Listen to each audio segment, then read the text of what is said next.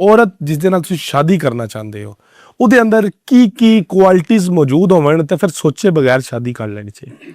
ਜੀ ਸਭ ਤੋਂ ਪਹਿਲਾਂ ਤੇ ਮੇਰਾ ਖਿਆਲ ਹੈ ਉਹ ਆਂਦੇ ਨੇ ਰਾਹ ਪਿਆ ਜਾਣੇ ਤੇ ਵਾਪਿਆ ਜਾਣੇ। ਪਤਾ ਤਾਂ ਦੇਖੋ ਉਦੋਂ ਹੀ ਲੱਗਦਾ, ਠੀਕ ਹੈ ਜੀ, ਜਿਹੜੇ ਜ਼ਮੀਨੀ ਹਕਾਇਕ ਨੇ। ਲੇਕਿਨ ਜ਼ਾਹਰ ਗੱਲ ਹੈ ਕਿ ਜਦੋਂ ਵੀ ਤੁਸੀਂ ਕੋਈ ਰਿਸ਼ਤਾ ਕਰਨ ਜਾਂਦੇ ਹੋ, ਵੇਖਦੇ ਹੋ, ਤਾਂ ਕੁਛ ਬੁਨਿਆਦੀ ਚੀਜ਼ਾਂ ਹੁੰਦੀਆਂ ਨੇ ਉਹ ਬੰਦੇ ਨੂੰ ਵੇਖਣੀਆਂ ਪੈਂਦੀਆਂ ਨੇ। ਮੈਂ ਸਮਝਦਾ ਵਾਂ ਕਿ ਅਗਰ ਤੁਸੀਂ ਕਿਸੇ ਬੱਚੇ ਵਾਸਤੇ ਤੁਸੀਂ ਕੋਈ ਬੇਟੀ ਲੱਭ ਰਹੇ ਹੋ, ਉਹਦੇ ਵਾਸਤੇ ਉਹਦੀ ਬੀਵੀ ਤਲਾਸ਼ ਕਰ ਰਹੇ ਹੋ ਨਾ, ਤੇ ਮੈਂ ਸਮਝਦਾ ਤੁਸੀਂ ਅਗਰ ਜਦੋਂ ਵੀ ਜਾਂਦੇ ਹੋ ਨਾ ਕਿਸੇ ਦੇ ਘਰ, ਤੇ ਸਭ ਤੋਂ ਪਹਿਲਾਂ ਨਾ ਉਹ ਬੱਚੇ ਦੀ ਮਾਂ ਨੂੰ ਜ਼ਰੂਰ ਵੇਖਣਾ ਚਾਹੀਦਾ।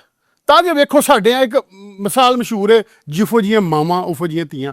ਮਾਂ ਦੇ ਕੋਲ ਜੇ ਸੋਨਾ ਹੋਏਗਾ ਨਾ ਤਾਂ ਆਪਣੀ ਧੀ ਨੂੰ ਸੋਨਾ ਦੇਗੀ, ਤੇ ਜੇ ਮਿੱਟੀ ਹੋਏਗੀ ਤਾਂ ਮਿੱਟੀ ਦੇਗੀ। ਤੇ ਮੈਂ ਸਮਝਦਾ ਵਾਂ ਕਿ ਤੁਸੀਂ ਮਾਂ ਦੇਖੋ ਕਿ ਕਿਆ ਮਾਂ ਬਾਦ ਹੈ, ਕਿਆ ਉਹ ਆਏਗੇ ਦਾ ਖਿਆਲ ਕਰਨ ਵਾਲੀ ਹੈ, ਤਾਂ ਕਿ ਖਾਨਦਾਨੀ ਲੋਕਾਂ ਦੀ ਹੀ ਨਿਸ਼ਾਨੀਆਂ ਨੇ।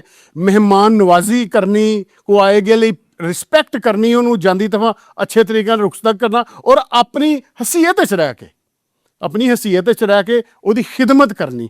ਮੈਂ ਸਮਝਦਾ ਵਾਂ ਕਿ ਖਾਨਦਾਨੀ ਉਂਝ ਤੇ ਤੁਸੀਂ ਮੈਂ ਸਾਰੀ ਦਿਹਾੜੀ ਵੀ ਲੱਗਾ ਰਹਾਂਗਾ ਨਾ, ਹਰ ਮੌਕੇ ਵਾਸਤੇ ਇੱਕ ਪਹਿਚਾਨ ਹੁੰਦੀ ਹੈ ਕਿ ਖਾਨਦਾਨੀ ਦੀ ਅੱਛਾ ਖਾਨਦਾਨੀ ਬੰਦਾ ਜਾਂ ਬੀਵੀ ਹੋਵੇ, ਉਹਦੇ ਬੈਠਿਆਂ ਦਾ ਵੀ ਬੰਦਾ ਹਿਸਾਬ ਲਾ ਲੈਂਦਾ ਕਿ ਇਹਦਾ ਬਹਿਣ ਦਾ ਤਰੀਕਾ ਕੀ ਹੈ, ਇਹਦੇ ਗੱਲ ਕਰਨ ਦਾ ਸਟਾਈਲ ਕੀ ਹੈ, ਇਹਦੇ ਖਲੋਣ ਦਾ ਸਟਾਈਲ ਕੀ ਹੈ। ਲਿਹਾਜ਼ਾ ਲੇਕਿਨ ਰਿਸ਼ਤੇਦਾਰੀ ਕਰਨ ਵਾਸਤੇ ਮੈਂ ਸਮਝਦਾ ਵਾਂ ਕਿ ਬੱਚੀ ਦੀ ਨਾ ਮਾਂ ਨੂੰ ਸਭ ਤੋਂ ਪਹਿਲਾਂ ਵਾਚ ਕਰੋ, ਤੇ ਉਸ ਤੋਂ ਬਾਅਦ ਬੱਚੀ ਤੁਹਾਨੂੰ ਮੇਰਾ ਖਿਆਲ ਹੈ ਵੇਖਣ ਦੀ ਲੋੜ ਹੀ ਨਹੀਂ ਪੈਣੀ, ਤਾਂ ਕਿ ਮਾਂ ਦੀ ਉਹ ਅੰਡਰ ਉਹਦੀ ਤਰਬੀਅਤ 'ਚ ਹੈ ਨਾ ਬੱਚੀ।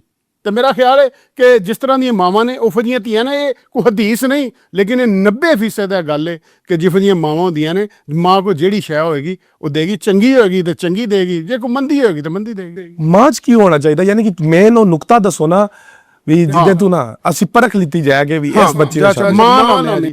ਸਭ ਤੋਂ ਪਹਿਲਾਂ ਜਦੋਂ ਤੁਸੀਂ ਘਰ ਆ ਰਹੇ ਹੋ ਨਾ, ਜਿਸ ਘਰ ਰਿਸ਼ਤਾ ਕਰੇ, ਅਗਰ ਉਸ ਘਰ ਦੀ ਜਿਹੜੀ ਮਾਂ ਹੈ ਨਾ, ਅਗਰ ਤੇ ਉਹਦਾ ਜਿਹੜਾ ਹਸਬੈਂਡ ਸੀ ਜਾਂ ਬੱਚੀ ਦਾ ਜਿਹੜਾ ਬਾਪ ਹੈ, ਅਗਰ ਤੇ ਉਹ ਸਾਰੇ ਭਰਾ ਆਪਸ ਵਿੱਚ ਖੁਸ਼ ਨੇ ਔਰ ਉਦਣ ਉੱਥੇ ਮੌਜੂਦ ਨੇ।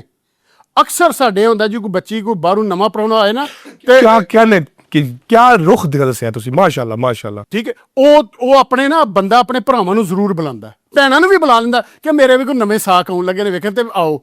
ਜੇ ਤੇ ਉਹਦੇ ਘਰ ਉਹਦੇ ਬੱਚੀ ਦੇ ਚਾਚੇ ਤਾਏ ਉਦਣ ਮੌਜੂਦ ਨੇ, ਔਰ ਉਸ ਘਰ ਦੀਆਂ ਜਿਹੜੀਆਂ ਧੀਆਂ ਜਿਹੜੀਆਂ ਉਹਦੀ ਮਾਂ ਦੀਆਂ ਨਨਾਨਾਂ ਨੇ ਉਹ ਹੱਸੀ ਖੁਸ਼ੀ ਨੇ, ਔਰ ਉਸ ਤੋਂ ਬਾਅਦ ਅਗਲੀ ਗੱਲ, ਉਸ ਘਰ ਦੇ ਜਿਹੜੇ ਦਾਦੀ ਦਾਦਾ ਨੇ ਬੱਚੀ ਦੇ, ਜੇ ਤੇ ਉਹ ਸਹਿਮੇ ਨਹੀਂ ਨਾ ਬੈਠੇ, ਹੈਪੀ ਨੇ, ਤੇ ਖੁਦਾ ਦੀ ਖੜਾ ਖਿੱਚ, ਹਾਂ ਬਿਲਕੁਲ ਹੈਪੀ ਨੇ, ਔਰ ਭਰਾ ਪਿਓ ਦੇ ਭਰਾ ਮੌਜੂਦ ਨੇ, ਭੈਣਾਂ ਮੌਜੂਦ ਨੇ, ਖੁਦਾ ਦੀ ਕਸਮ ਅੱਖਾਂ ਮੀਟ ਕੇ ਉੱਥੇ ਜਿਹੜਾ ਬੱਚੇ ਦਾ ਰਿਸ਼ਤਾ ਕਰ ਲਓ।